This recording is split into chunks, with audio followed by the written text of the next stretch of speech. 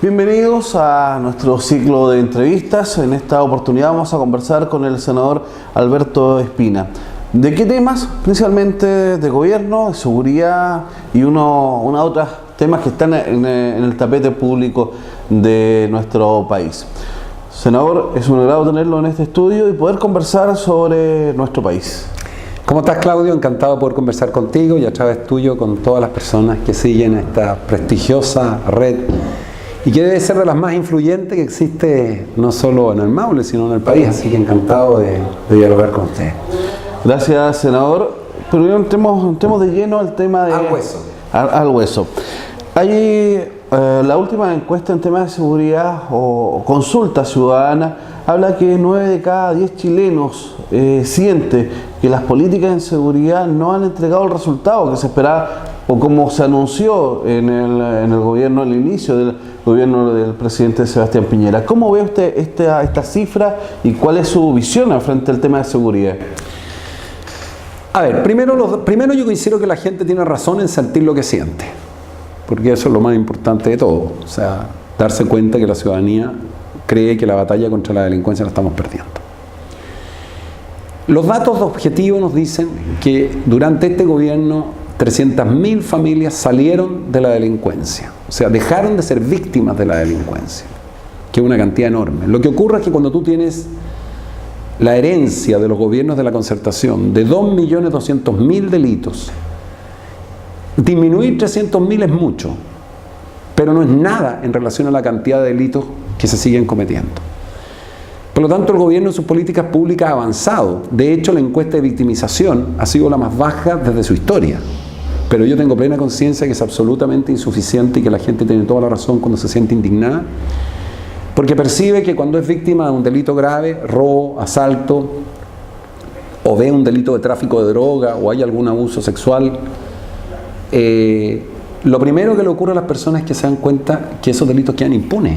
Y si llegan a ser detenidas, a ese punto es peor porque quedan inmediatamente o muy pronto en libertad. En el discurso previo a las elecciones presidenciales anteriores, el actual presidente hablaba de la puerta giratoria.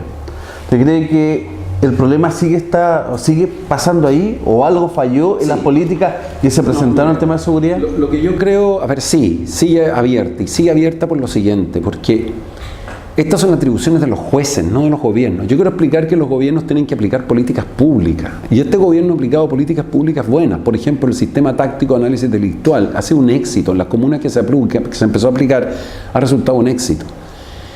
El punto es que nosotros hemos tenido que entrar una modificación legal para otorgarle a las policías, a los fiscales y a los jueces todas las atribuciones, de tal manera que no tengan ninguna excusa para que haya un delincuente peligroso que quede libre. Porque aquí hay un debate, y hay que decirlo con toda franqueza, hay sectores políticos, fundamentalmente el mundo de la concertación, que no quieren entregarle más facultades a la policía. Pero ¿qué pasa con el Poder Legislativo, donde están ustedes presentes? El tema de las leyes, que son las que aplica el Poder Judicial, ¿o es un problema netamente del Poder Judicial? Muchos jueces aplican mal las leyes, derechamente. Tanto de así que tienen que revocarse a los tribunales superiores. Lo que hemos hecho nosotros hoy día es un esfuerzo final por entregarle todas y cada una de las atribuciones que la experiencia práctica demuestra son usadas como resquicios para no encarcelar a un delincuente peligroso. Entonces, le hemos entregado facultades a las policías. Le hemos entregado, ¿para qué? Para realizar las primeras diligencias de una investigación, para detener a un delincuente que se declara culpable y que, aunque tú no lo creas, podía declararse, confesar el delito y no necesariamente era detenido inmediatamente. Facultades para el caso de un allanamiento donde hay especies robadas pero se encuentran especies de otro delito anterior, puedan ser incautadas. Exacto. Facultades para que en los casos de prisión preventiva, que son las medidas que opta un juez durante el juicio y puede dejar detenida a una persona en determinadas circunstancias, lo puede hacer cuando se trata de una persona que tiene un amplio prontuario penal y que a pesar de eso queda en libertad. Usted dice que se ha avanzado durante este gobierno. En el próximo gobierno, en la eventualidad que sea de la candidata Evelyn Matei, ¿cuáles son las acciones que se deben continuar? ¿Cuáles son las acciones que se deben realizar en esta materia? Nosotros vamos a avanzar simultáneamente en prevención en lo que se llama control, que significa investigación y captura del delincuente una vez cometido, y en rehabilitación. En lo que es prevención vamos a avanzar en 3 áreas fundamentales. Lo primero, la obligatoriedad de que todos los alumnos, desde primero básico a cuarto medio, en todos los cursos tengan clases que les enseñen el daño que hace el consumo de drogas, que es la puerta de entrada al mundo del delito, y el daño que les hace el consumo de alcohol de jóvenes y después el consumo abusivo de alcohol. Eso en Chile no existe. Dos.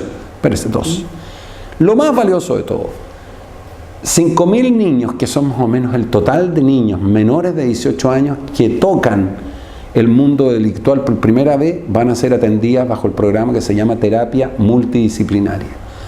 Que a estos niños los toman, los identifican, se saben que ha caído 2 o 3 veces preso por delitos menores, y un equipo multidisciplinario toma al niño, a su familia, y los trabaja. Se calcula que el resultado en la legislación comparada y en las experiencias comparadas es que cerca del 50% de estos niños sale del mundo del delito inmediatamente. Segunda etapa, control. En el control vamos a entregarle al país 200 retenes móviles nuevos que se van desplazando de zona en zona donde está la mayor concentración de delito, 50 comisarías de carabineros y 50 de la PDI, y vamos a impulsar los cambios legislativos que le acabo de señalar, que tienen por objeto otorgar más atribuciones a las policías para que puedan realizar las primeras investigaciones sin ninguna excusa. Hoy día un policía no puede interrogar a un testigo si no se trata de un delito flagrante o el sitio del suceso, si es una ridiculez. En segundo lugar, le vamos a otorgar atribuciones a los fiscales para que, por ejemplo, puedan decretar rápidamente la incautación de especies robadas cuando se hace un allanamiento sin pedir la autorización al juez, y le vamos a entregar al juez las facultades para que ellos puedan dejar en prisión preventiva a delincuentes peligrosos reincidentes. Y en rehabilitación vamos a trabajar directamente con 20.000 presos para lograr reinsertarlos socialmente. Tenemos un programa de 28 medidas que creo que son las más revolucionarias que se han hecho en Chile.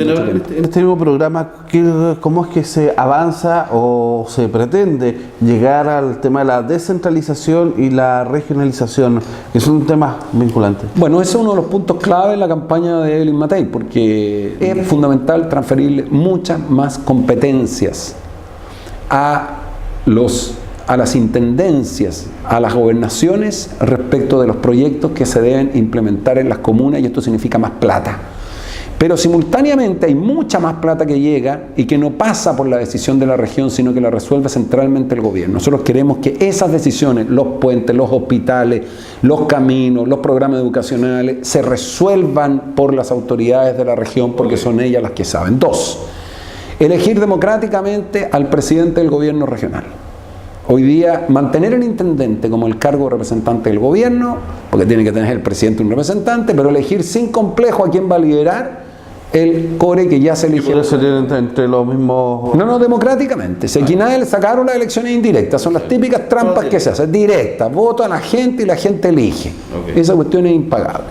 Y en tercer lugar, establecer ciertas normas que eliminen el castigo que las regiones tienen respecto a Santiago. Me explico. En Chile se paga impuesto específico del combustible y se hace sobre la base de que el uso de auto contamina. ¿Y dónde se produce el mayor atochamiento y contaminación? En Santiago. Sin embargo, tiene el mismo valor el impuesto específico del combustible en Santiago que el que tiene en regiones. 2.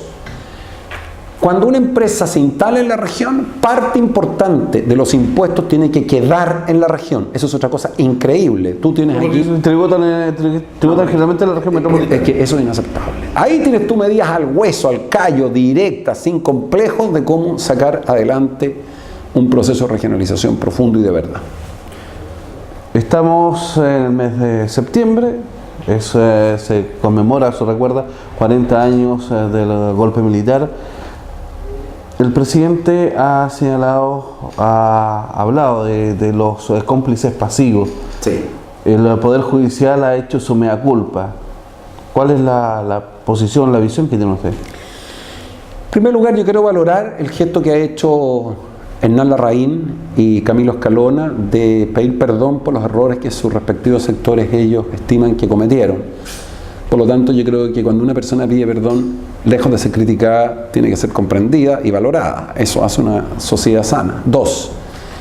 Yo creo que hay ciertas lecciones que nosotros heredamos. Mira, yo estoy pensando en qué podemos nosotros dejarle a las nuevas generaciones del pasado, sobre lo que ocurrió en el pasado. Y creo que esas son básicamente las lecciones que cada uno ha aprendido. Y yo a lo menos creo que hay 3 lecciones que podemos dejarle a las nuevas generaciones, que ellos sabrán si las toman o no, pero son lecciones de todo corazón y con mucho cariño. La primera: durante la década del 70, la izquierda en Chile legitimó el uso de la violencia como un método para alcanzar el poder. Esto significa que ellos consideraban legítimo que con tal de gobernar se podía usar la violencia.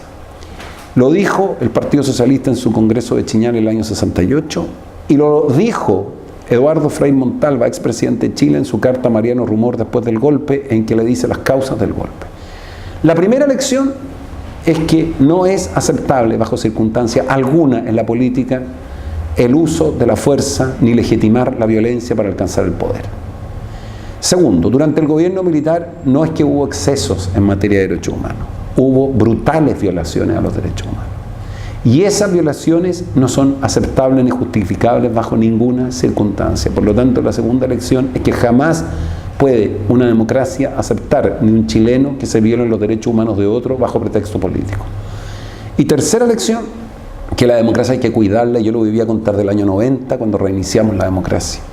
Tuvimos la capacidad de encontrarnos personas que veníamos de trincheras distintas, a pesar que yo nunca participé en el gobierno del general Pinochet, ni directa ni indirectamente, pero teníamos visiones de la sociedad encontradas con la izquierda y fuimos capaces de construir reglas del juego compartidas para que todos realmente cuidáramos la democracia y discutiéramos dentro de este paraguas nuestras legítimas diferencias. Son las 3 lecciones. Nunca más permitir el uso de la violencia como método de acción política, nunca más aceptar violaciones de los derechos humanos y cuidar la democracia sin hacerle trampas a las reglas del juego que nosotros mismos establecimos. Senador, quiero agradecer su presencia acá en nuestro estudio. Bueno, esperemos que nos reencontremos y podamos seguir hablando de nuestro país y cómo le hace. Ha sido un agrado conversar contigo y felicitarlos por la gran cobertura. Bueno, nosotros nos reencontramos en una próxima entrevista, en este mismo set, con nuevos invitados, hablando de la región, del país y sobre todo sobre el desarrollo de los chilenos.